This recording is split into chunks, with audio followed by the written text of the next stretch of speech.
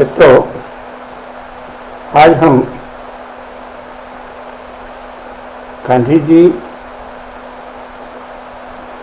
उनके मर्डर और उनका मर्डर करने वाले अथवा करने का प्रयास करने वाले श्री नथुराम गोडसे तथा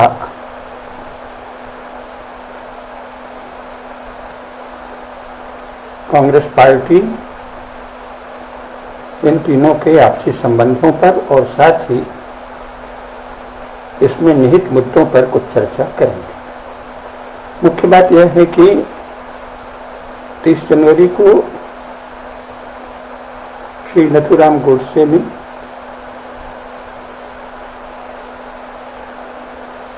बिरला हाउस में प्रार्थना सभा के समय गांधी जी की हत्या करने की कोशिश की, ऐसा कुछ लोगों का कहना है। और अन्य लोगों का कहना यह है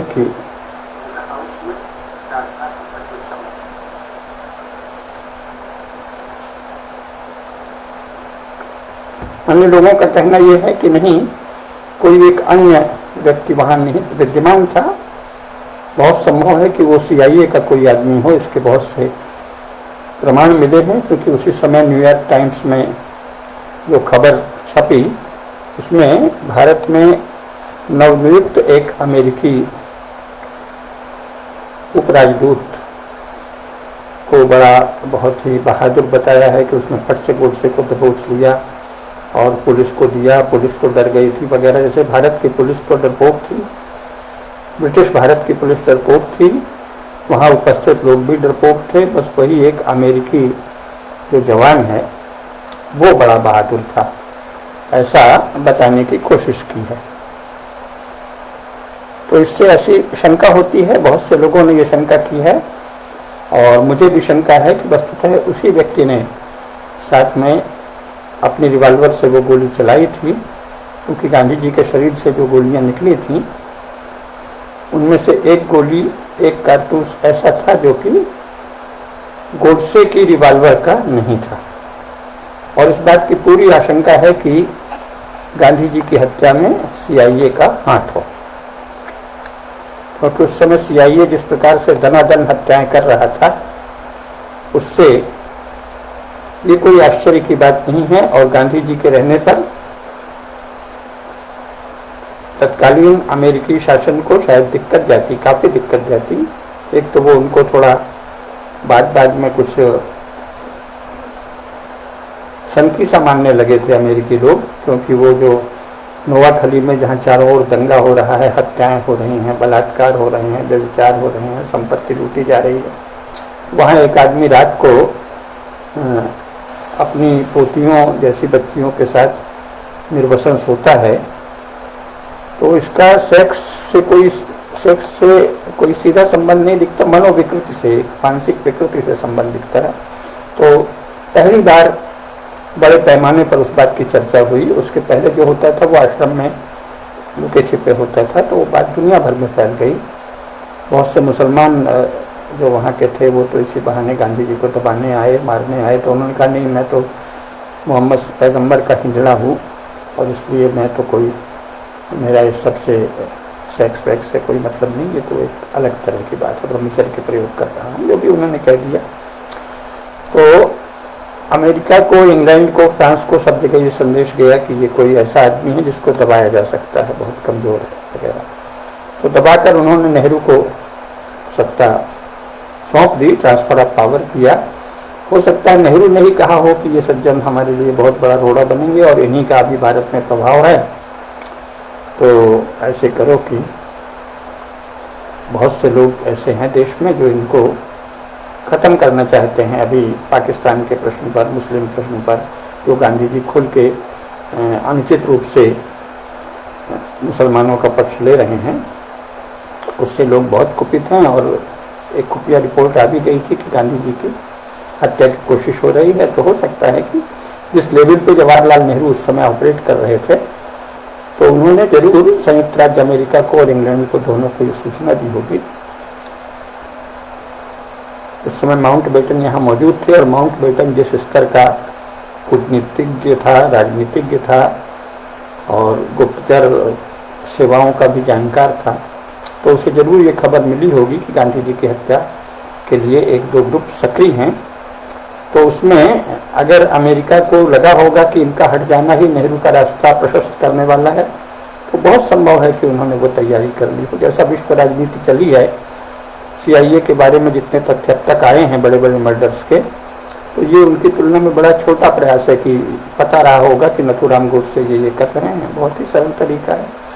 और वहाँ एक आदमी अपना कोई घुसेड़ दिया जो मुखबिर बने एक दो लोग, और फिर उनसे खबर मिली, वो रेलवे स्टेशन में आके रुके, फिर ऊपर के जो कमरे में गए, जो रेलवे का एक होता है निवास या रेस्ट रूम जैसा, वहाँ तैयारी करते रहे। तो सारी खबर पुलिस को, खुफिया पुलिस को रही होगी, अब ये चला, अब ये यहाँ रुका है, अब ये मारने की तैयारी में है। तो उसी समय बहुत संभव है कि CIA का कोई आदमी वहाँ उपस्थित रहा हो और उसने उसी समय ठीक एन मौके पे गोली दाग दी हो। और फिर गोडसे ने जब किया तो गोडसे के उससे तो गांधी नहीं भी गिरे, उस CIA वाले आदमी की गोली से वो खत्म हो गए। इसने टाक के मारा होगा कहीं घायल होकर जीवित न रह जाएं, और फिर गोडसे को दबोच लिया ताकि सबका ध्यान उधर से बट जाए। तो ये बहुत संभव है कि जिस आदमी ने गोडसे को दबोचा घटनास्थल पर, जिस अमेरिकी राजनयिज्ञ ने, उसी ने या उसके किसी ट्रेंड, क्योंकि उस समय बहुत से अमेरिकी, अंग्रेज, फ्रेंच, जर्मन आदि पत्रकार उपस्थित थे वहाँ, स्वीडिश पत्रकार भी थे, डच पत्रकार भी थे, स्पेनिश पत्रकार भी थे, कई पत्रकार वहाँ उपस्थित थे और कई अंग्रेज और अमेरिकी राजनयिज्ञ उपस्थित थे, डिप्लोमेट्स उपस्थित थे। तो उस बीच किसी बहुत सधे हुए डिप्लोमेट ने गांधी जी का मर्डर किया हो और फिर गोडसे को दबोच लिया हो, ये बहुत संभव है। क्योंकि प्रोफेसर कुसुमलता केडिया ने ललकार कर कहा था कि गांधी की हत्या गोडसे ने नहीं की है। मेरी बात को अगर कोई चुनौती देता हो तो सामने आए, तो कोई नहीं आया। बहुत अखबारों में भी उनका बयान छपा था, तो इसके बावजूद किसी ने जवाब देने की हिम्मत नहीं की। तो जरूर इन लोगों को भी, गांधीवादियों को भी पता होगा कि वास्तव में तो मारा गोडसे ने नहीं, उस अमेरिकी व्यक्ति ने या किसी अन्य विदेशी ने। जो भी हो, मुख्य बात यह है कि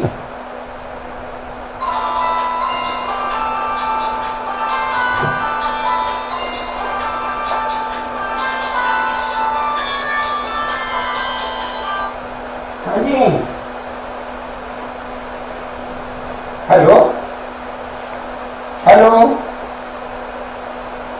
हाँ जी हाँ जी,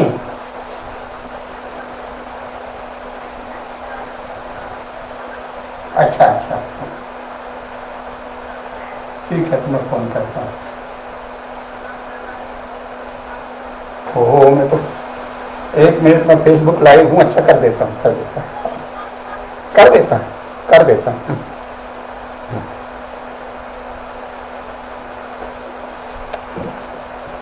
तो ये स्थिति थी।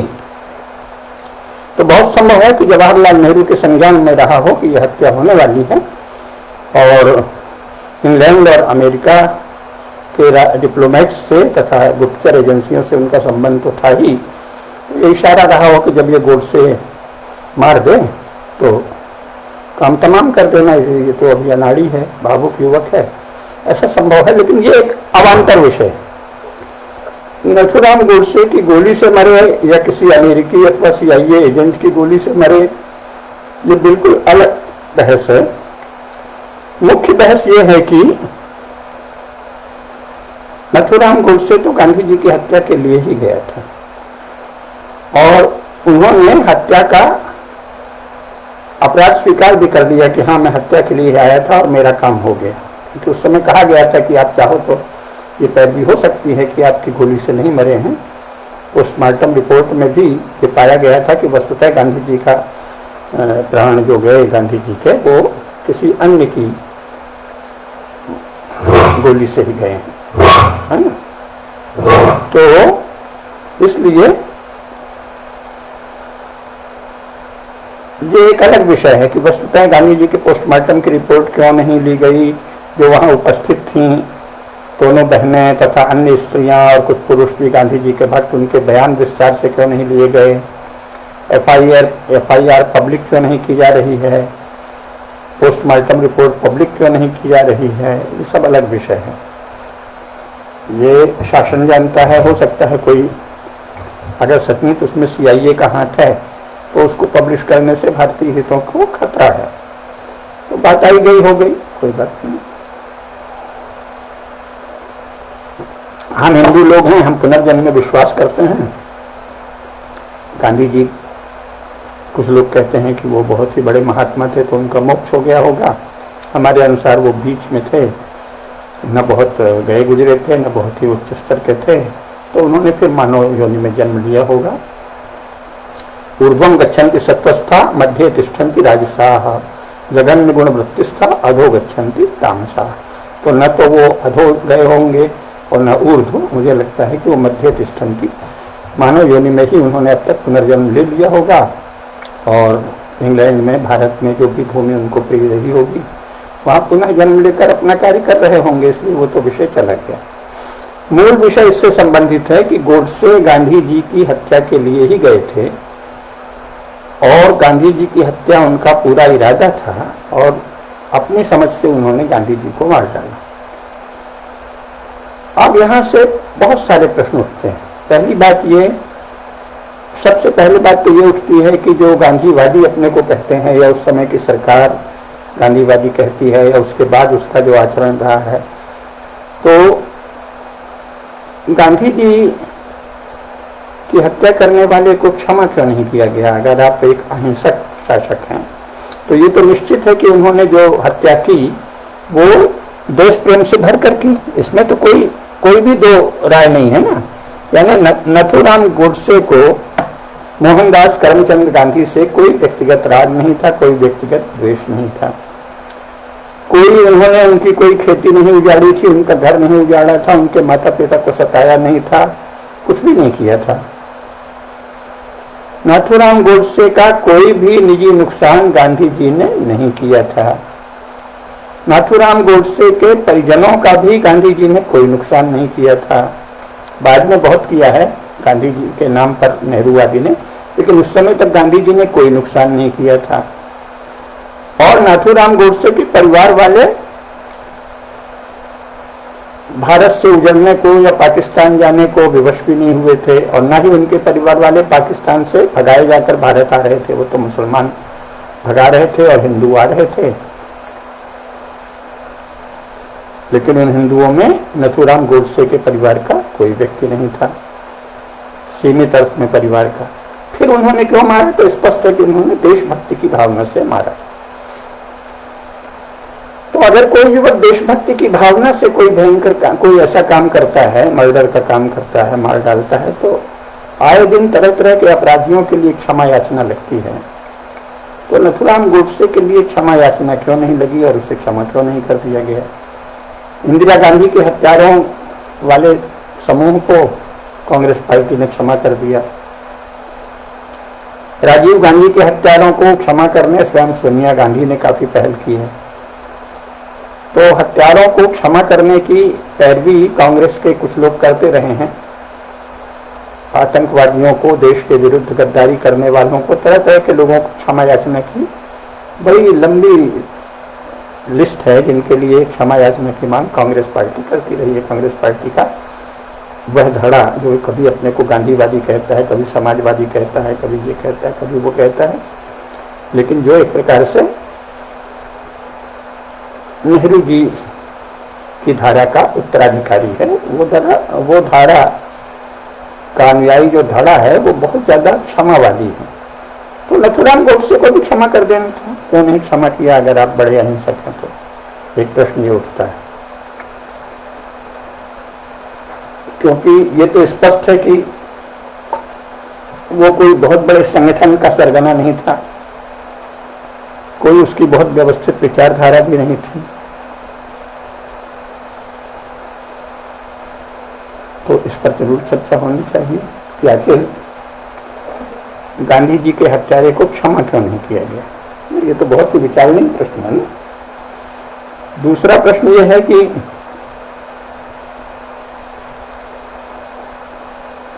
ये जो काम हुआ, इसमें कुछ लोग दो विचारधाराओं की लड़ाई भी बताने लगे हैं।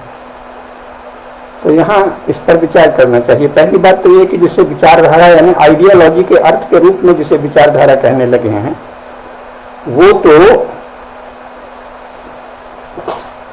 1950 के पहले भारत में बौद्धिक क्षेत्र में प्रचलित कोई शब्द ही नहीं था, और राजनीति में भी 1934 के पहले या 1930 के पहले आइडियोलॉजी तो कोई शब्द ही नहीं था। 1924 में कम्युनिस्ट पार्टी की स्थापना हुई है, 1925 में उसने सबसे पहले आइडियोलॉजी की बात रूस की नकल में की है, लेकिन वो लोकप्रिय नहीं हुई थी। जब कांग्रेस का समाजवादी धड़ा अलग हुआ तो वो आइडियोलॉजी शब्द भारत में एक क्षेत्र में खूब चलने लगे, और गांधी जी ने उसी समय कांग्रेस से इस्तीफा दे दिया 1934 में। लेकिन फिर भी ये बात केवल पढ़े लिखे लोगों के बीच फैलती रही, कार्यकर्ताओं के बीच कोई भी आइडियोलॉजी की बात 1950 तक कभी नहीं हुई। धर्म अधर्म, देश का भला देश की हानि, हिंदू समाज का भला हिंदू समाज की हानि, ये शुभ है ये अशुभ है, ये धर्म है ये अधर्म है, ये पुण्य है ये पाप है, ये उचित है ये अनुचित है, यही राजनीति की भाषा थी। विचारधारा तो भारत में वैचारिक क्षेत्रों में प्रचलित पद ही नहीं था, ये कोई भारतीय पद नहीं है। भारत के किसी भी शास्त्र में, किसी भी ग्रंथ में, किसी भी धर्मशास्त्र में विचारधारा नामक किसी शब्द का कोई उल्लेख नहीं। इसलिए ये कहना कि गांधी जी की कोई आइडियोलॉजी थी और नाथूराम गोडसे की कोई आइडियोलॉजी थी, बहुत ही असत्य और हास्यास्पद बात है। दूसरी बात यह है कि जो आइडियोलॉजी है वो मुख्यतः तो यूरो क्रिश्चियन शब्द है, लेकिन कम्युनिस्टों ने उसको थियोलॉजी की नकल में बहुत उछाला।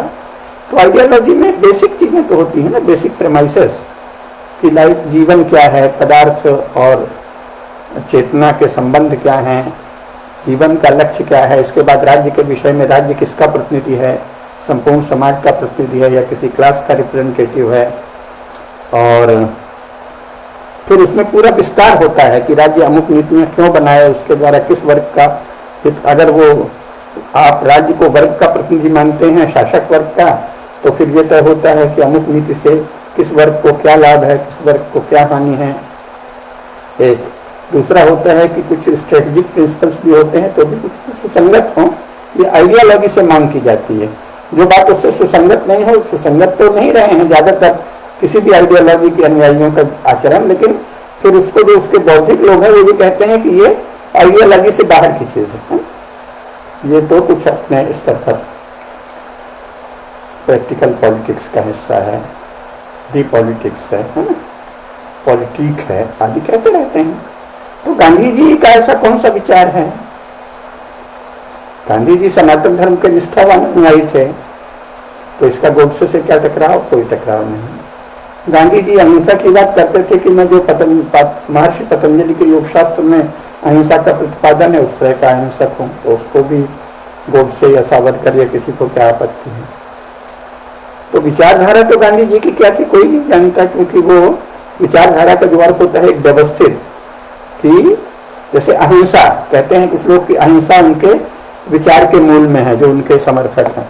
तो अहिंसा तो कृतकारित और अनुमोदित तीन प्रकार की होती है, तो उसमें भी मृदु, मध्य और तीव्र, फिर मोह पूर्वक, लोभ पूर्वक, क्रोध पूर्वक किस भाव से की गई आदि बड़े विस्तार से हमारे शास्त्रों में चर्चा है। तो कारित और अनुमोदित हिंसा तो गांधी जी ने खूब कराई, पता नहीं कितने लोगों को मरवाया, पता नहीं कितने लोगों को मरने दिया, विभाजन के द्वारा तो लाखों लोग मारे गए ना।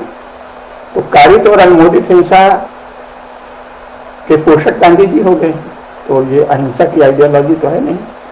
गांधी जी की कोई भी आइडियोलॉजी नहीं है, और जिसे आइडियोलॉजी कहा जाता है, अगर वो अहिंसा की आइडियोलॉजी को लें तो गांधी जी तो अहिंसक हैं ही नहीं।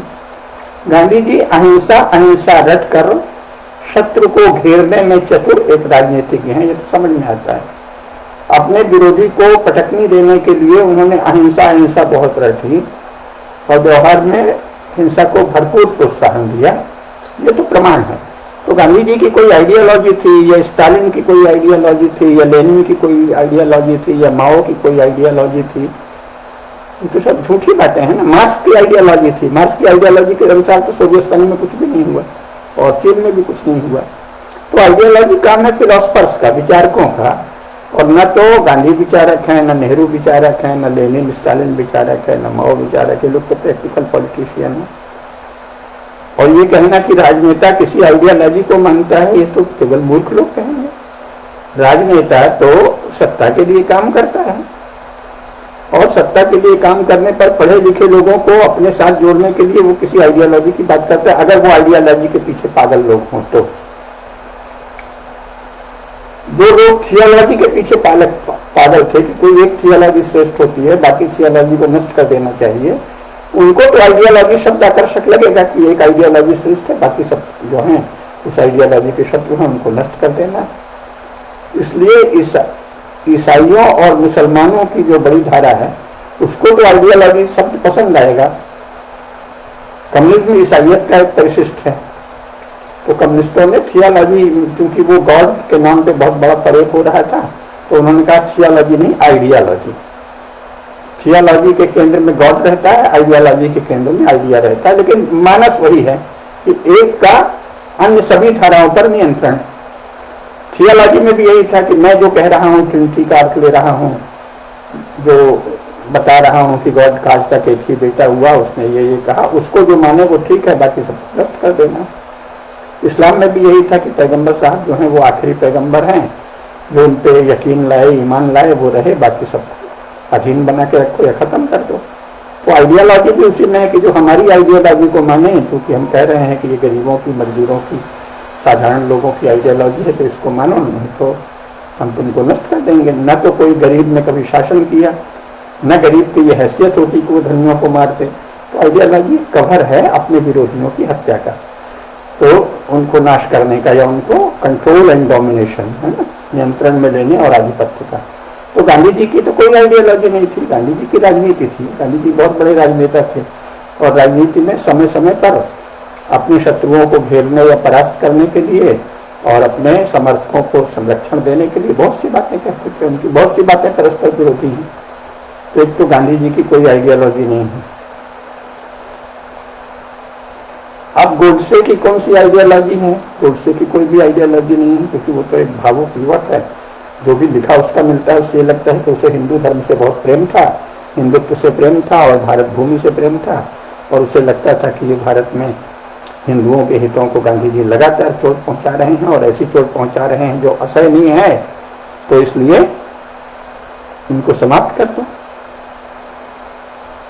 तो उस समय गांधी जी का ऐसा क्यों प्रोजेक्शन हो रहा था, कौन कर रहा था, कहां से इसके मन में गांधी जी का भाव आया?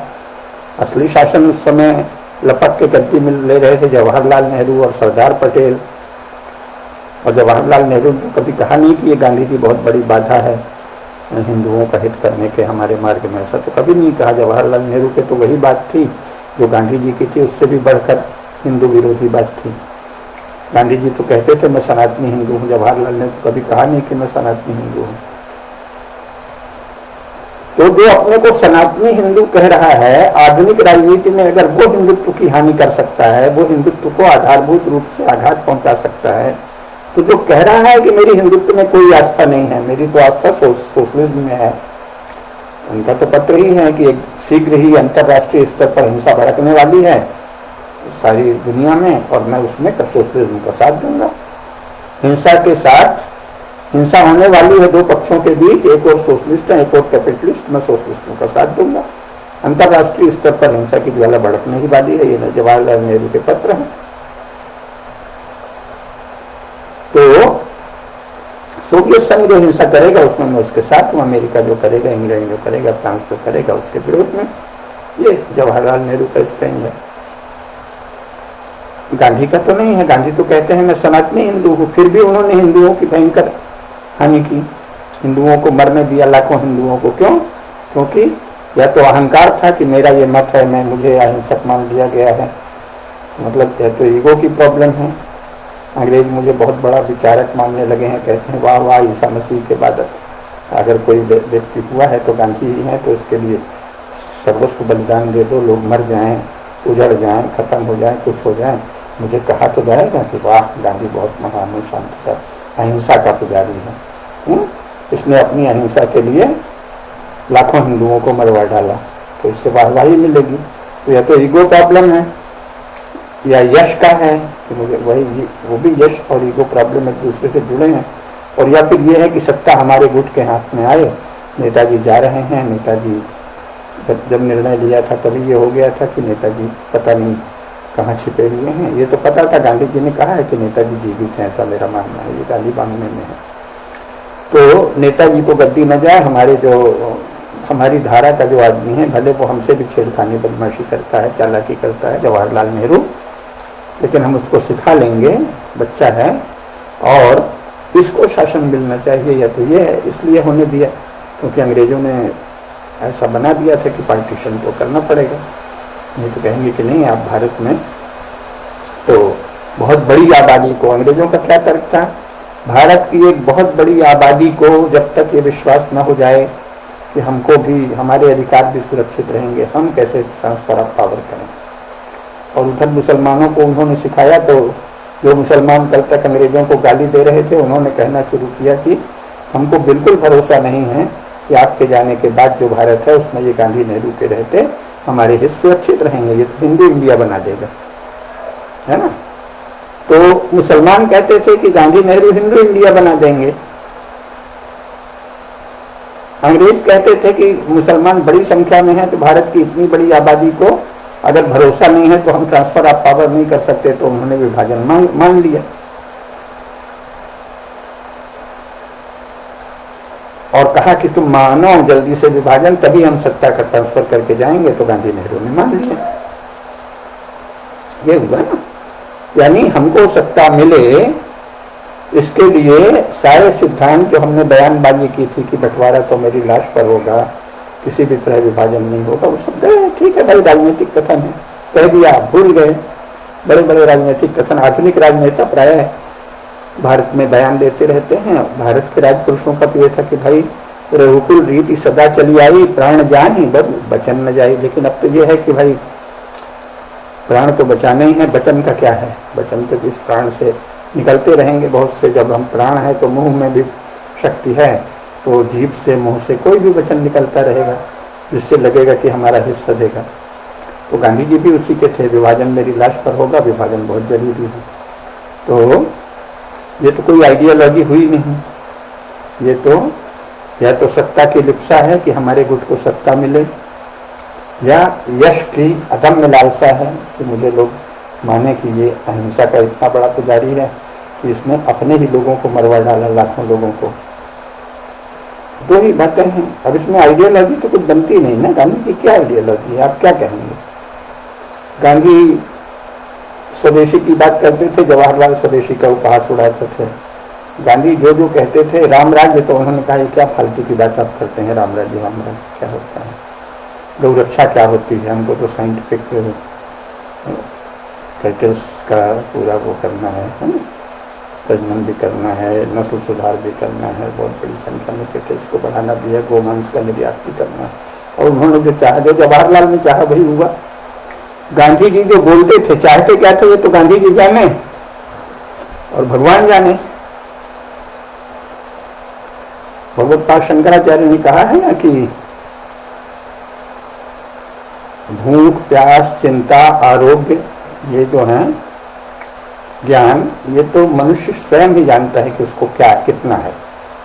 स्वेनैव वेद्यम यज्ञानम परेशान अनुमानिकम, स्वयं ही चिंता रोग क्षुधा दया, ऐसा है लंबा श्लोक है वो, कि अपना ज्ञान, आपको वस्तु तत्व का ज्ञान है या नहीं, आपके भीतर चिंता है या नहीं, आप स्वस्थ हैं या भीतर बुखार है, भूख लगी है या नहीं लगी है, प्यास लगी है या नहीं लगी है, ये सब क्या है? स्वेनैव वेद्यम यज्ञानम, आप स्वयं ही वेद्य है ये चीज।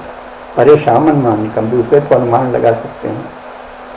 तो गांधी जी वस्तुतः है क्या चाहते थे, क्यों हिंदुओं को मरवाने तैयार हो गए? वो सनातन धर्मी अपने को कहते थे, तो ऐसा कैसा नया सनातन धर्म है? सनातन धर्मी भी हूं मैं, और गीता तो बस कोई भगवान कृष्ण ने नहीं कही है, ये तो एक किताब है जो वेद व्यास ने लिख दी, पर बड़ी महत्वपूर्ण किताब है। और महाभारत तो घटित ही नहीं हुआ, ये तो मन के भीतर चलता रहता है, वही महाभारत है। तो ये तो एक विचित्र हिंदू है। मैंने ऐसा कोई हिंदू गांधी जी के पहले भारतवर्ष में ऐसा एक भी प्रख्यात या साधारण हिंदू देखा सुना नहीं गया जो ये कहे कि महाभारत हुआ ही नहीं है। ये तो एक काल्पनिक वस्तु है महाभारत, और गीता भी एक काल्पनिक पुस्तक है, लेकिन बड़ी काम की चीज़ है। फिर बाद में ये जोड़ दिया, और ये भी जोड़ दिया कि गीता मेरी माता है। तो अब पहली नज़र में तो ये बातें कोई पगलेट की लगती हैं, लेकिन गांधी जी किसी भी स्तर पर पागल नहीं थे, अत्यंत सजग बुद्धिजीवी थे, बौद्धिक थे। तो इसका अर्थ है कि ये सारी लटपट वाणी वो क्यों बोलते थे? क्योंकि उनके मन में कोई राजनीतिक लालसा थी, कोई कूट लालसा थी, कोई योजना थी यश की, सत्ता की, अपने लोगों को सत्ता दिलाने की। तो इसलिए न तो गांधी जी की कोई विचारधारा है, गांधी जी के कुछ आदर्श हैं। ऐसा आदर्श है कि मैं भारत को संपन्न देखूं, ये तो बार बार वो कहते हैं, ये उनका आदर्श है। हिंदू धर्म पुनर्जन्म और कर्मफल को मानता है और मेरी उसमें अटल श्रद्धा है, तो ये भी उनका आदर्श है। ऐसी कुछ बातें आदर्श हैं। गौरक्षा को भी उन्होंने आदर्श कहा था, लेकिन गौरक्षा का आदर्श और जवाहरलाल नेहरू को प्रधानमंत्री बनाना, दोनों में खुला टकराव है, क्योंकि नेहरू तो शुरू से गोवध के समर्थक थे, है ना, और अंत में उन्हीं की चली आज तक चल रही है। नेहरू जी से लेकर नरेंद्र मोदी जी तक सभी लोग गोवध के समर्थक हैं। नाटक नौटंकी करते रहते हैं, लेकिन भारत दुनिया में गोमांस का सबसे बड़ा निर्यातक देश है। तो इसका मतलब यहाँ के सारे ही शासक गोवध पाप के भागी हैं, गो हत्यारे हैं, गाय की हत्या चलने देते हैं। तो काहे का झगड़ा है? जो मुख्य मुख्य बातें हैं वो तो भारत में सारे नेताओं में एक है। कम्युनिस्टों को छोड़ के, कम्युनिस्ट तो कोई बड़े नेता नहीं है, वो तो एक लफंगों का झुंड है, ऐसी मार्जिनल पड़ा हुआ। सोवियत संघ ने इस्तेमाल कर लिया, हो सकता है आजकल भाजपा चुपचाप इस्तेमाल कर रही हो। कम्युनिस्ट तो भारत की मुख्य धारा में कभी रहे ही नहीं, लेकिन जो भारत की मुख्य धारा है, कांग्रेस है मुख्य, और फिर भाजपा आई है। बीच में थोड़े दिन के लिए एक हिस्से में समाजवादी, लोहियावादी बड़े थे। इन सबके तो एक ही विचार है, बोलने को, वोट लेने को, समर्थन मोबिलाइज करने को जनता का अलग अलग है, लेकिन शासन में आने पर इनमें सब लोग एक ही करते हैं, एक ही दिशा में काम कर रहे हैं। तो गांधी जी की क्या आइडियोलॉजी है और गोडसे की ऐसी क्या आइडियोलॉजी थी, उस बच्चे को तो पता ही नहीं था। उसे तो ये भी नहीं पता था कि देश चलता कैसे है और दुनिया कैसे चल रही है, और अंग्रेज जो यहाँ टिके हैं और जो जाने वाले हैं उसकी प्रक्रिया क्या है। नेताजी सुभाष बोस को प्रिजनर ऑफ वार, युद्धबंदी, युद्ध अपराधी क्यों घोषित कर रखा है, और गांधी को क्यों प्रमोट कर रहे हैं अंग्रेज। गांधी के लिए क्यों सर्कुलर निकला 1938 में कि आज से इन्हें महात्मा गांधी लिखा जाएगा सरकारी, वीर सावरकर लिखा जाएगा आज से। ये तो कोई सर्कुलर सरकार अंग्रेजों ने नहीं निकाला है ना, और नेहरू के लिए भी कोई सर्कुलर नहीं निकाला कि आज से ये पंडित जी कहे जाएंगे, लेकिन गांधी के लिए विशेष सर्कुलर निकाला कि आज से ये महात्मा कहे जाएंगे। वो तो सरकारी सर्कुलर है, आदरणीय अरुण कुमार उपाध्याय जी की कृपा से वो सार्वजनिक हो गया है। बाकायदे एक प्रदेश के मुख्य सचिव का सर्कुलर है वो, CPN बरार के। तो अंग्रेज इनको महात्मा के रूप में, माने महात्मा उनकी एक तरह से व्यक्तिवाचक संज्ञा के रूप में महात्मा शब्द चला रहे थे। वो महात्मा उपाधि उनके नाम के सहज रूप से जोड़ रहे थे या अभिन्न रूप से जोड़ रहे थे, जो तो अंग्रेजों का खेल था। वीर सावरकर के लिए कोई सरकारी सर्कुलर नहीं जारी हुआ, पंडित नेहरू के लिए कोई सरकारी सर्कुलर नहीं जारी हुआ, केवल गांधी जी के लिए सरकारी सर्कुलर जारी हुआ कि इन्हें आज से महात्मा कहा जाएगा। तो गांधी जी जो हैं वो बहुत बड़े राजनीतिक खिलाड़ी थे और अंग्रेजों के परम मित्र थे। वो कहते भी थे पहले 1924-25 तक तो उन्होंने यही कहा है कि मैं ब्रिटिश राज्य की सबसे वफादार प्रजा हूँ, है ना, बहुत ही निष्ठावान नागरिक हूँ। युद्ध में उन्होंने अंग्रेजों की सहायता भी बहुत की, युद्ध के लिए भर्ती का अभियान भी चलाया प्रथम महायुद्ध में। तो अंग्रेजों के तो वो परम मित्र थे गांधी जी। तो क्या आइडियोलॉजी है? आप जो है निष्ठावान हिंदू भी हैं, सनातन धर्म को भी मानते हैं, कर्म फल और पुनर्जन्म को भी मानते हैं, और अंग्रेजों से दोस्ती भी हैं। भारत को जो नष्ट कर रहा हो, भारतीय सभ्यता को, भारतीय संस्कृति को, भारतीय ज्ञान परंपरा को, उसको उत्साह पूर्वक बढ़ बढ़कर सहयोग देना, कौन सा कर्म है और उसका क्या कर्म फल होगा और पुनर्जन्म में आप क्या होंगे, अपने ही पूर्वजों की लाखों करोड़ों वर्षों से संचित ज्ञान राशि, ज्ञान परंपरा, सभ्यता परंपरा, समाज परंपरा, राष्ट्र परंपरा, उसको नष्ट करने वाले शासन की प्रजा अपने को कहना, तो ये कौन सा कर्म है, किस कोटि का कर्म है, इसके क्या फल होते हैं, गांधी जी ने कौन सा कर्म किया, उसका उन्हें क्या फल मिला होगा।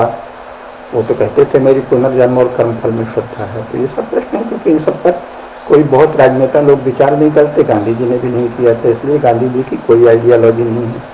एक प्रैक्टिकल पॉलिटिक्स है जिसमें अहिंसा एक टूल है जो कभी अंग्रेजों को घेरने के काम आता है, कभी विरोधियों को, नेताजी सुभाष चंद्र बोस को।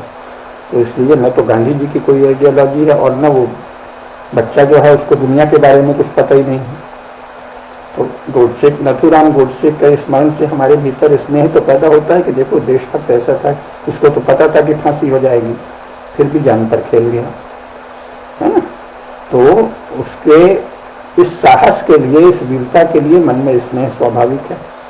तो भाई गोडसे कुछ भी हो, उसमें उसे तो पता ही था कि फांसी हो जाएगी, लेकिन फांसी हो जाए तो हो जाए। ये आदमी मुझे दिखता है कि ये गड़बड़ी की जड़ है, तो इसको तो मैं मार डालूंगा देश के लिए। ये तो बहुत बड़ी वीरता है। तो वीरता को प्रोत्साहन तो देना चाहिए कांग्रेस सरकार को, भारत के युवकों की वीरता को प्रोत्साहन देना चाहिए, तो क्षमा कर देना चाहिए। भाई एक वक्तव्य आ जाता कि यद्यपि इसकी वीरता प्रशंसनीय है, देशभक्ति की भावना प्रशंसनीय है, हमें ऐसे ही वीर और भावुक युवक चाहिए, परंतु चूंकि कानून व्यवस्था ऐसी है और अभी हम इसको गांधी जी जैसे व्यक्ति की हत्या के लिए क्षमादान नहीं दे सकते, इसलिए बहुत ही भारी मन से हम इसको फांसी की सजा दे रहे हैं, ऐसा कुछ कहना चाहिए था। वो तो नहीं कहा कांग्रेस ने। तो क्या कांग्रेस सदा से ही, तो अभी गोडसे की बात कर रहे थे, इस प्रकार गोडसे की भी कोई आइडियोलॉजी नहीं थी। आइडियोलॉजी के लिए जो एक व्यवस्थित चिंतन चाहिए, राज्य क्या है, समाज क्या है, राज्य को चलाता कौन है, समाज की कौन सी शक्तियां उस पर प्रभाव डालती हैं, कुछ भी चिंतन उसने नहीं किया था। नहीं तो उसे पता होता कि ये गांधी को मार देंगे तो क्या फर्क पड़ेगा, जवाहरलाल नेहरू प्राइम मिनिस्टर हो ही चुके हैं। नीतियां तो उनकी गांधी से भी बढ़कर हिंदू विरोधी हैं, वो धनाधन चलाएंगे। क्या वो इतने मूर्ख थे कि मानते थे कि गांधी के बिना नेहरू मर जाएगा, नेहरू निष्प्रभावी हो जाएगा, नेहरू झुककर हिंदू हो जाएगा? अगर ये सोचते थे तो भी कितना बचकाना है। गांधी को मारने से हिंदू विरोधी राजनीति में कोई भी तो शुभ परिवर्तन नहीं आया। नेहरू का हिंदू विरोध एक दिन भी तो नहीं रुका, तो गांधी की हत्या से क्या फायदा हुआ? तो कोई फायदा नहीं हुआ। तो वो एक भावुक युवक की देशभक्ति से भरी हुई वीरता थी, साहस था, तो उसको इसमें देना चाहिए, लेकिन साथ ही समझना चाहिए कि ये इससे कोई लाभ नहीं हुआ, बहुत ही नासमझी भरा काम था। तो क्षमा किया जा सकता था उसे, तो क्षमा की भी मांग किसी ने नहीं की। कांग्रेस पार्टी ने क्यों क्षमा नहीं किया, इसकी बात। अब कांग्रेस की बात आती है, तो मैंने क्या कहा, गांधी जी की कोई आइडियोलॉजी नहीं है, कोई विचारधारा नहीं है। अंग्रेज भारत से जाएं और जाते जाते ये हमारे चेले को सत्ता दे जाएं, यही एक विचारधारा है। उसके लिए जो तिकड़म करना है, जो पापड़ बेलना है, वो बोल देते थे। अभी ये कह दिया, वो कह दिया। विभाजन मेरी लाश पर होगा, नहीं, विभाजन तो कांग्रेस कार्यकारिणी से संस्कृति की विभाजन मान ही लो, अब तो कोई रास्ता नहीं है ना। और हिंदू कायर हैं और मुसलमान बुली है, ये भी कहा। और फिर जब उसने श्रद्धानंद को मार दिया या मोपलाओं ने केरल में उत्पात किया, तो नहीं, ये हमारे भाई हैं। तो ये तो कोई विचारधारा तो नहीं है ना। मुसलमान जब मार काट करें तब आप उसको सहन करने योग्य बताएं, उनका फर्ज बताएं, उनकी प्रशंसा करें कि ये बड़े वीर हैं। और हिंदुओं को सामान्य प्रतिशोध लेने से भी रोकें, जो कि प्रतिशोध सबसे पवित्र कर्म है। शत्रुओं को नष्ट करना और आतताई को नष्ट करना या प्रतिशोध लेना, ये तो हमारे यहाँ सदा से श्रेष्ठ छात्र धर्म रहा है, मानव धर्म भी रहा है। तो उसी काम को अब हिंदुओं को रोकना और मुसलमानों को आगे बढ़ाना, प्रशंसा करना, तो ये तो किसी भी आइडियोलॉजी का लक्षण नहीं है। तो गांधी जी की कोई आइडियोलॉजी नहीं थी, कुछ प्रैक्टिकल गोल्स थे, पॉलिटिकल व्यावहारिक राजनीतिक लक्ष्य थे। उसके लिए गांधी जी ने काम किया, बहुत बड़ी मात्रा में वो सफल हो गए, उनका चेला गद्दी पर बैठ गया। और मरकर भी वो सफल हो गए, क्योंकि उसके बाद उन्हें वो नाम मिला नहीं तो नोआखली में जो वो ऊटी की उम्र की कन्याओं के साथ निर्वसन सो रहे थे, उससे थू थू हो रही थी। ये तो उन्होंने खुद लिखा है कि मेरे सगे साथी मुझसे दूर चले गए हैं। किशोरी लाल मशहूर वाला उनसे नाराज थे, विनोबा भावे उनसे दुखी थे, कुछ बोल नहीं पा रहे थे। सारे ही मुख्य लोग, डॉक्टर राजेंद्र प्रसाद, सरदार पटेल, सभी तो दुखी थे, लगातार लिखे हैं गांधी वांग्मय में भी और उस समय के कांग्रेस के इतिहास में भी और नेहरू के कलेक्टिव वर्क्स में भी इसके है। नेहरू बहुत नाराज थे, ये क्या है, क्या बेवकूफ़ी हो रही है, अरे भाई तुम्हें लड़की चाहिए तो हम कहीं और से दिला देंगे, ये क्या नौटंकी कर रहे हो। सार्वजनिक रूप से उस समय जब चारों ओर कत्ल हो रहा है, दंगा हो रहा है, तो लड़की के साथ नंगे सो रहे हो, पब्लिकली लोग देख रहे हैं, प्रचार हो रहा है, तो सभी लोग परेशान थे। तो ऐसी स्थिति में कौन सी आइडियोलॉजी थी? कोई आइडियोलॉजी नहीं थी। राजनीति का लक्ष्य था उसे किसी तरह पाना है, चलो भाई बर्दाश्त करो। बल्कि बहुत संभावना यह है कि गांधी जी जितने इरिटेटिंग हो गए थे, जितने सिरदर्द हो गए थे, तो नेहरू वगैरह ने सोचा हो कि अब इनको निपटा ही दिया जाए। अब जब पता चला होगा कि एक बार निपटाने की तैयारी में है तो बड़े खुश होंगे। अमेरिका से और इंग्लैंड से संधि करके कहा होगा भाई निपटता है तो निपट जाए, हम बचे रहेंगे। और शायद निपटता है, निपट जाए तो उसका लाभ लेने की तैयारी थी। चूंकि जितने बड़े पैमाने पर गांधी हत्या की सूचना फैलते ही उसी दिन से देश भर में ब्राह्मणों को मारना, जलाना, घर में आग लगाना, संपत्ति छीनना, अत्याचार करना सब शुरू हो गया। वो बिना व्यवस्थित योजना के नहीं हो सकता। तो जिसे कहते हैं परिस्थितिगत साक्ष्य। तो परिस्थितिगत साक्ष्य ये है कि जवाहरलाल नेहरू को गांधी जी की हत्या का ज्ञान था। गांधी जी की हत्या होते ही क्या करना है इसकी पूरी तैयारी संगठन के स्तर पर थी और ये एक सुनियोजित चीज थी। इसका यह अर्थ नहीं कि उन्होंने स्वयं मारा, ये मार रहा है तो मार दे, और गुप्तचर एजेंसी से ये सुनिश्चित किया कि अगर इससे, ये तो लड़का है कुछ जानता नहीं, इससे नहीं भी मरे तो ऐसे करने की तो बुद्धा बचे नहीं, फिर इनको साफ ही कर दें। तो वो CIA का एक आदमी वहाँ मौजूद था और उसने सोचा कि भाई ये तो बेचारा, ये तो मारने ही आया है, इसकी नीयत तो पक्की है मारने की, लेकिन मान लो सफल नहीं हो, उतना ट्रेन नहीं है तो मैं मार दूंगा। तो उसने मार दिया और फिर इनको पकड़ के शोर कर दिया कि देखो, और अमेरिका में गुण गायन ले कि देखा कितना बहादुर था हमारा राजदूत। तो उसने गोडसे को पकड़ लिया। अरे हिंदुस्तानियों में तो दम ही नहीं था कि गोडसे को पकड़ते। तो ये सब एक कार्य योजना का अंग दिखता है। इसलिए बहुत संभव है कि गांधी जी की हत्या की पूरी जानकारी ही नहीं रही हो, इसमें परोक्ष शह भी रही हो और CIA का उसमें पूरा हाथ रहा हो, और ये गांधी जी अब मारे जाएंगे ये जवाहरलाल नेहरू को पता हो, और उसके बाद हम इस तरह से दंगे करके हिंदू महासभा और राष्ट्रीय स्वयंसेवक संघ को बदनाम कर देंगे, वीर सावरकर और गुरु गोलवलकर दोनों को जेल में डाल देंगे। ये पूरी तैयारी थी और उस तैयारी के अनुसार ही काम किया। और अगले दिन कई हजार ब्राह्मणों की हत्या कर दी गई और उनको पूरी तरह उनकी संपत्ति छीन ली गई, घर जला दिया गया, काली पट्टी पहनने को विवश हुए, मारा पीटा, बहुत अत्याचार हुआ। तो ये तो बिना तैयारी के, बिना योजना के नहीं हो सकता। इसलिए न तो गांधी जी की कोई आइडियोलॉजी है, न गोडसे की कोई स्पष्ट आइडियोलॉजी, आइडियाज हैं, भावना है। गांधी जी की भावना यह है कि मैं प्रसिद्ध हो जाऊं, मुझे बहुत बड़ा शांति का दूत मान लें लोग और मेरे चेले को गद्दी मिले, तो वो उसमें सफल हुए। गोडसे की भावना यह है कि ये जो है देशभक्ति के लिए बाधक तत्व है, इसको हम साफ कर दें। तो उन्होंने साफ करने में वो सफल हुए और देशभक्ति की बाधक शक्तियों को हटाने में सफल नहीं हुए। उसकी बजाय जो उस समय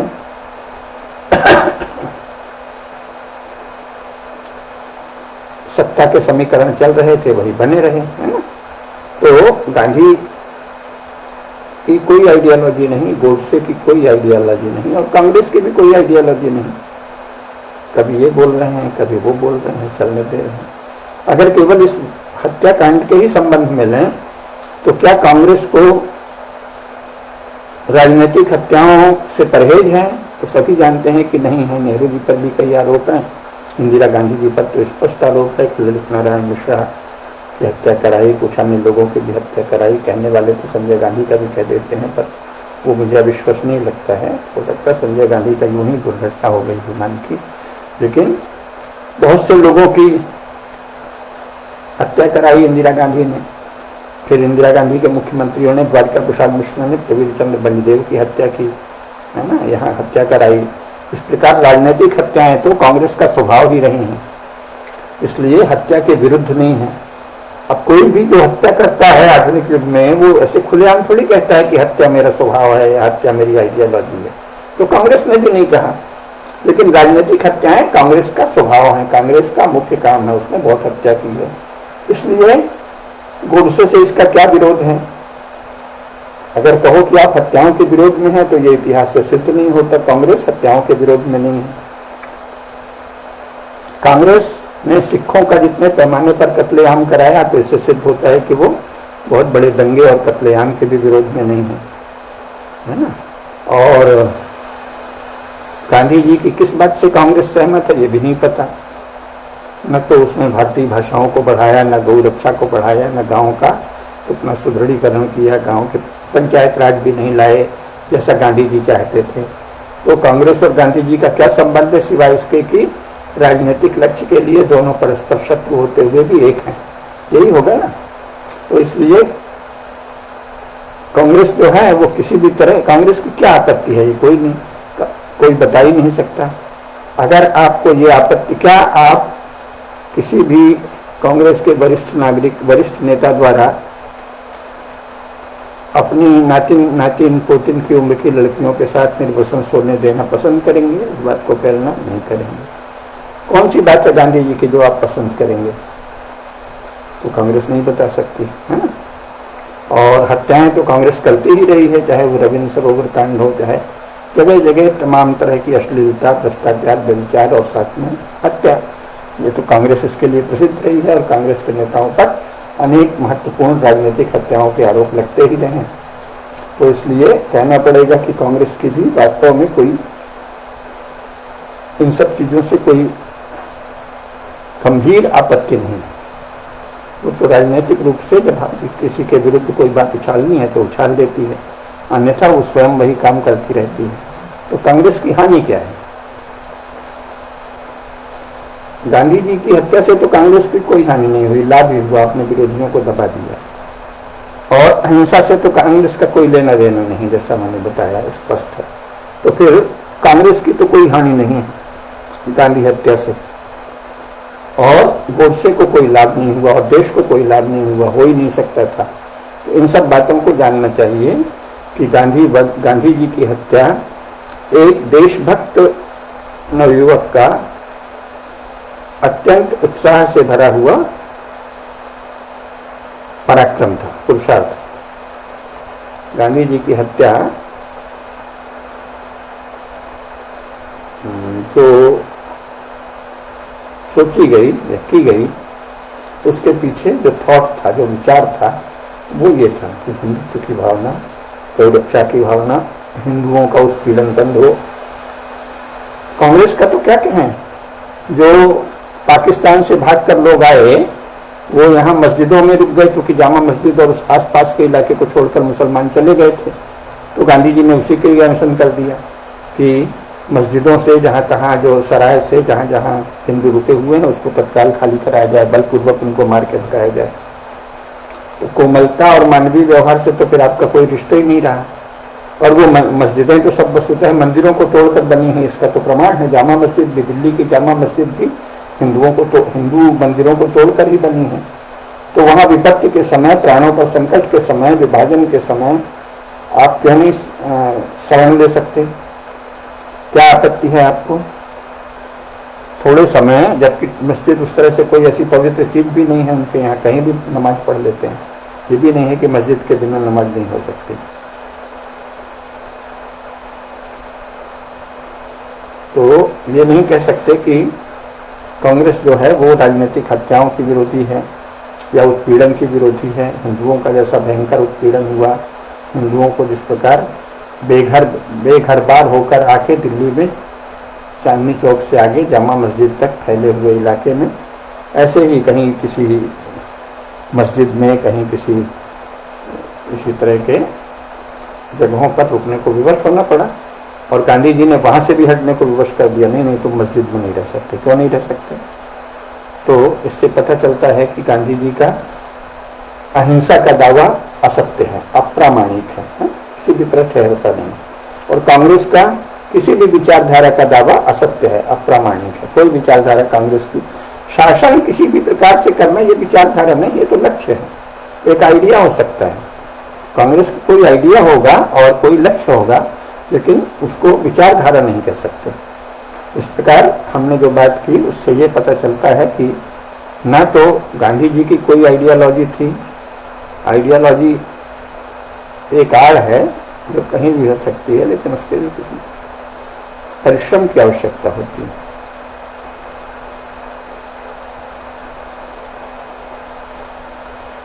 बस मेरा ख्याल है कि ये इतनी उस समय की बात करना, उस समय के दृश्यों को याद करना, उस समय के भयंकर जो नरसंहार हुआ वो इतना भयंकर था, उसकी याद करना भी हृदय को एकदम स्तब्ध कर देने वाला बहुत ही भयंकर पीड़ादायक क्षण है। नाथूराम गोडसे उस पीड़ादायक दृश्य से विचलित हो गए। वो एक वीर और साहसी और देशभक्त युवक थे। उन्होंने गांधी जी की हत्या कर दी। लोग तो अपने पिता को भी मार डालते हैं, अगर बहुत उसका कोई गलत काम दिखता है तो मार दिया।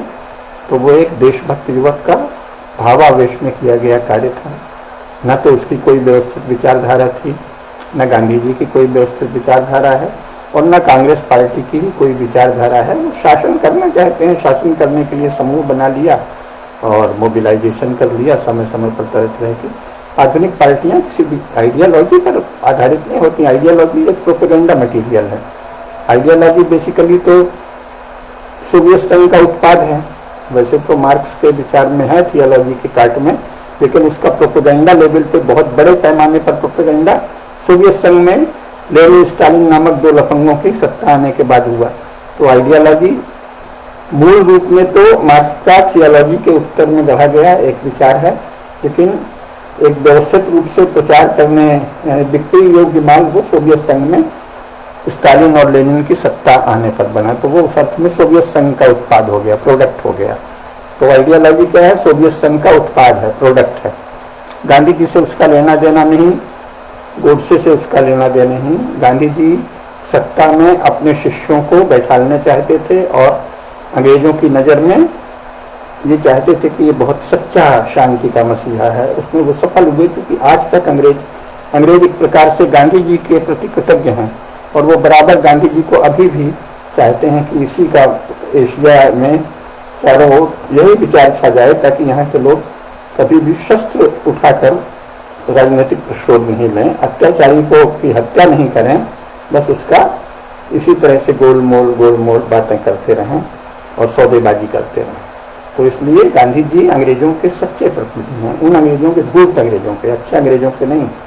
गांधी जी उन अंग्रेजों के जो भारत को चाहते हैं कि इसमें कोई वीर और तेजस्वी नेतृत्व नहीं आए, वीर और तेजस्वी युवक युवतियाँ नहीं आए, बल्कि ऐसे लोग आए जो बड़ी बड़ी बातें, जिन बातों से हिंदू समाज भ्रमित हो कि मैं पुनर्जन्म मानता हूँ, मैं कर्मफल मानता हूँ, मैं गौरक्षा मानता हूँ, मैं राम नाम जपता हूँ, ऐसी सब पाखंडपूर्ण बातें करते हुए भी अंत में इंग्लैंड का और अमेरिका का सच्चा मित्र बने, ईसाइयों का सच्चा मित्र बने।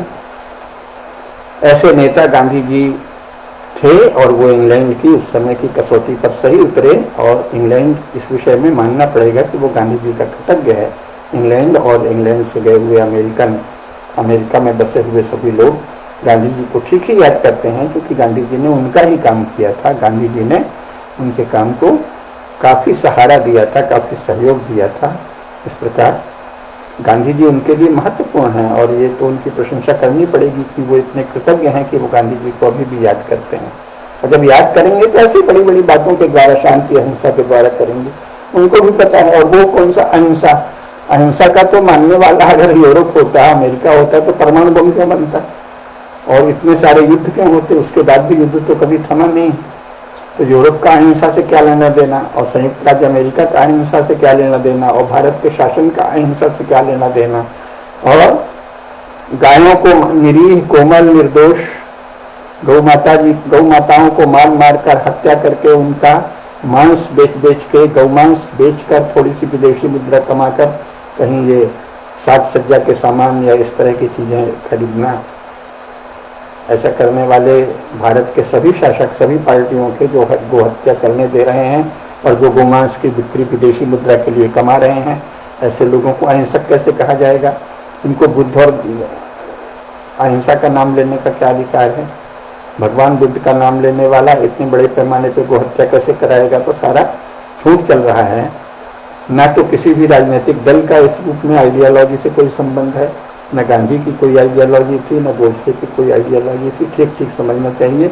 गांधी का स्पष्ट लक्ष्य था कि मैं राजनीति में इतना प्रसिद्ध हूँ कि लोग मुझे शांति और अहिंसा का अंतर्राष्ट्रीय पैरोकार माने और अंग्रेज मुझे अपना सच्चा मित्र माने। तो वो उन्होंने किया। कांग्रेस सत्ता के लिए आई थी, सत्ता के लिए काम किया, सत्ता लेने में सफल रही। और गोडसे एक भावुक युवक था जिसके मन में प्रचंड देशभक्ति थी, लेकिन जिसे विश्व की राजनीतिक धाराओं का, राजनीतिक अंतःक्रियाओं का और भारत के वर्तमान राजनीतिक तंत्र का कोई भी ज्ञान नहीं था। और गांधी की हत्या से कोई भी प्रयोजन सिद्ध नहीं हुआ। अगर नेहरू द्वारा राष्ट्रीय स्वयंसेवक संघ और हिंदू महासभा को दबाना कोई प्रयोजन माना जाए तो उसमें तो गोडसे के द्वारा की गई हत्या सहायक हुई। अन्य किसी भी श्रेष्ठ भारतीय लक्ष्य में गोडसे द्वारा गांधी की गई हत्या बिल्कुल सहायक नहीं हुई। तो इस प्रकार गोडसे भी राजनीतिक रूप से अदूरदर्शी और विफल व्यक्ति है, लेकिन वो राजनेता था भी नहीं, वो एक भावुक देशभक्त वीर युवक है। इसलिए हमें उसे स्नेह से याद करना चाहिए और अपने बच्चों को ये समझाना चाहिए कि देखो बेटे, तुम वीर तो गोडसे जैसे बनो, लेकिन विवेकवान बनो। अगर कभी वीरता करनी ही है तो विवेक से करो।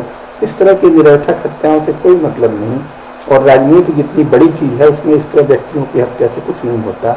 अगर दम हो तो कभी संगठित रूप से देश के शत्रुओं के नाश की सोचना, उसमें सेना का उपयोग सबसे सहायक होगा।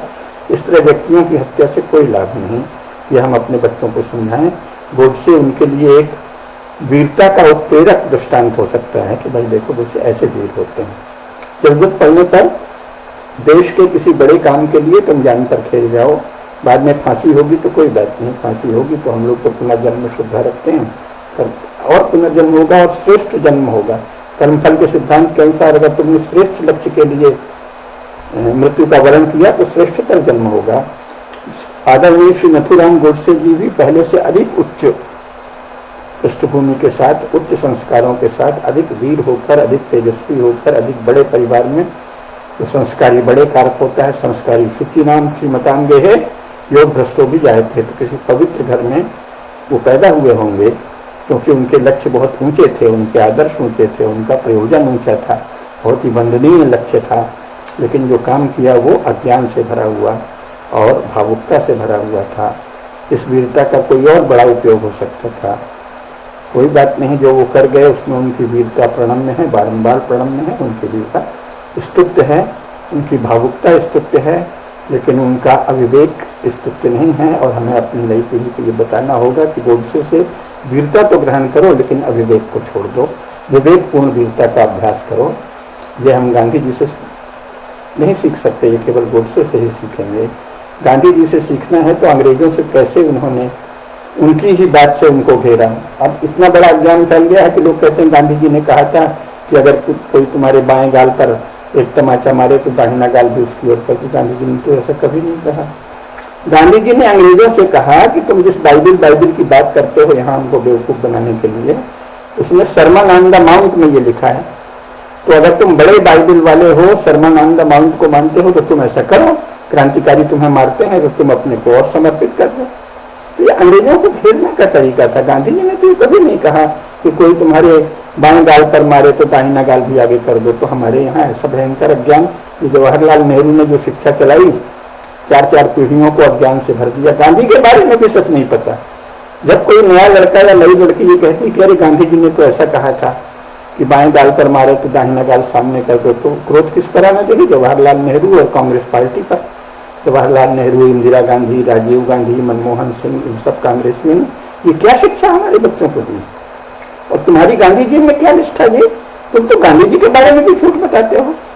गांधी जी ने तो कभी कहा ही नहीं। गांधी जी ने तो एक भी दिन नहीं कहा कि हमारे बाएं गाल पर कोई मारे तो दाहिना गाल आगे कर दो। उन्होंने अंग्रेजों से कहा कि अरे धूर्तो, तुम कहते हो कि हम बाइबिल को मानते हैं, तुम्हारे सरमन ऑन द माउंट में ये लिखा है, कर दो। क्रांतिकारियों को मत मारो, वो तुमको मारते हैं तो अपने से उनके आगे कर दो। उनको घेरने का तरीका था, उन्हें पता था कि न ये करेंगे न कोई करेगा, ये क्या बात में जीतना।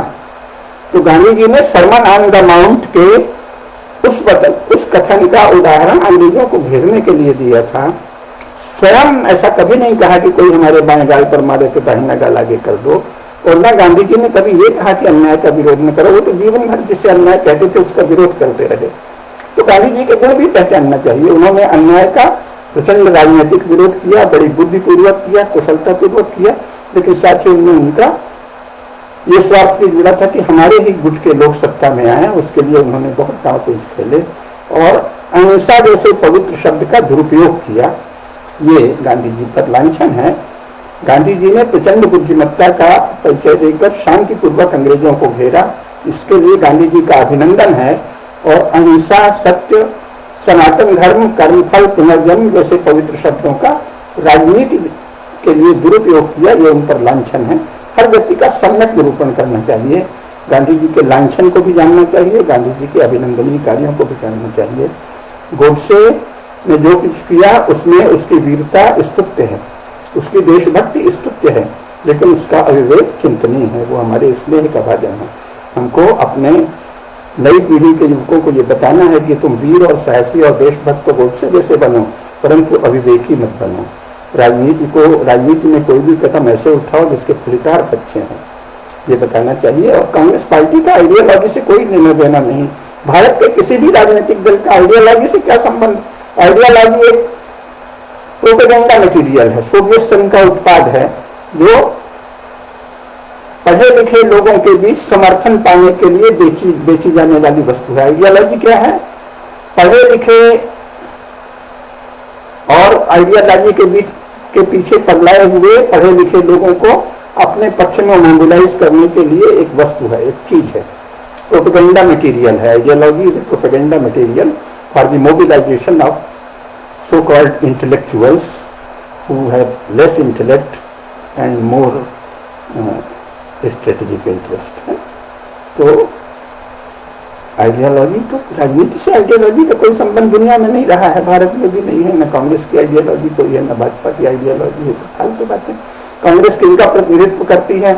तो पहले एक समय संपूर्ण भारत का कर रही थी, लोकमान्य तिलक के समय, महामना मालवीय के समय।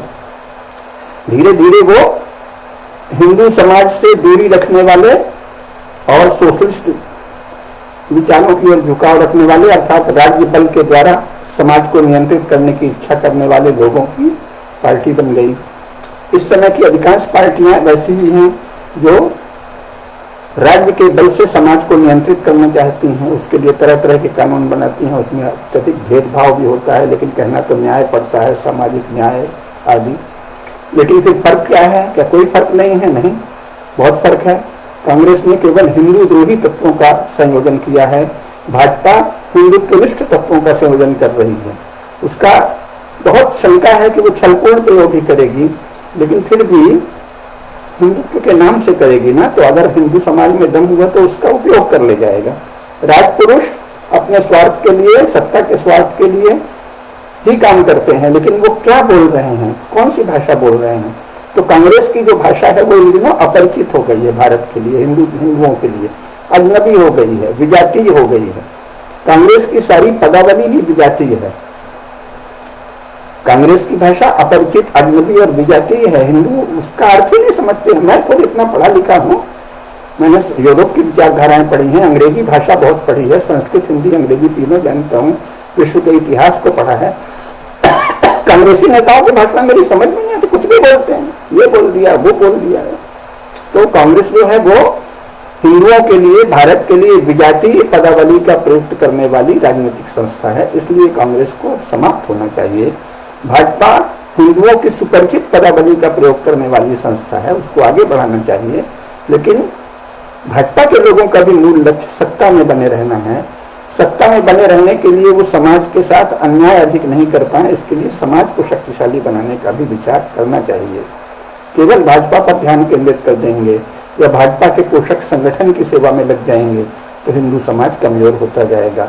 भाजपा शक्तिशाली बने उसका पोषक संगठन शक्तिशाली बने, लेकिन उससे अधिक शक्तिशाली हिंदू समाज बने, हिंदू समाज की सभी जातियां शक्तिशाली बने, सभी पंथ शक्तिशाली बने, सभी हिंदू संप्रदाय अद्वैत द्वैत त्रैत रामानुज मध्वाचार्य वल्लभाचार्य जितने भी हैं, सतनामी कबीरपंथी रविदास पंथी दादू पंथी और जो मूल धारा है वो सब शक्तिशाली बने।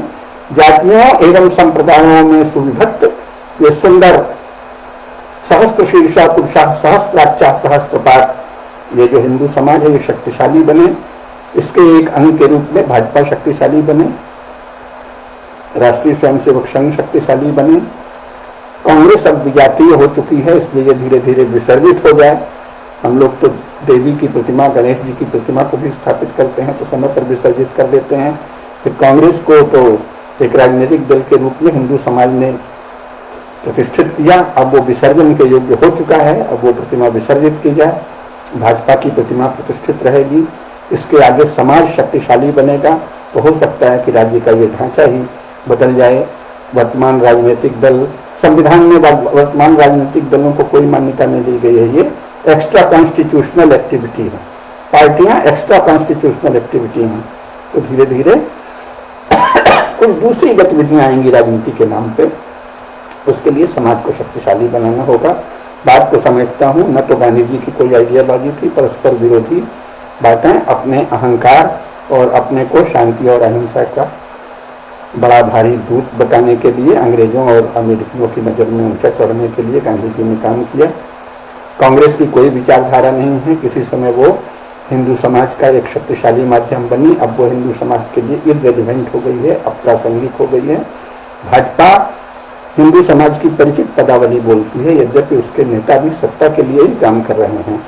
तो वो एक बीज है, उसके द्वारा बहुत कुछ हो सकता है, लेकिन मूल ध्यान हमें हिंदू समाज को जातियों और संप्रदायों में सुविभक्त हिंदू समाज को प्रतिष्ठित करना चाहिए, उसका सम्मान, उसका गौरव लगातार बढ़ता रहे, इसका प्रयास करना चाहिए। नमस्कार।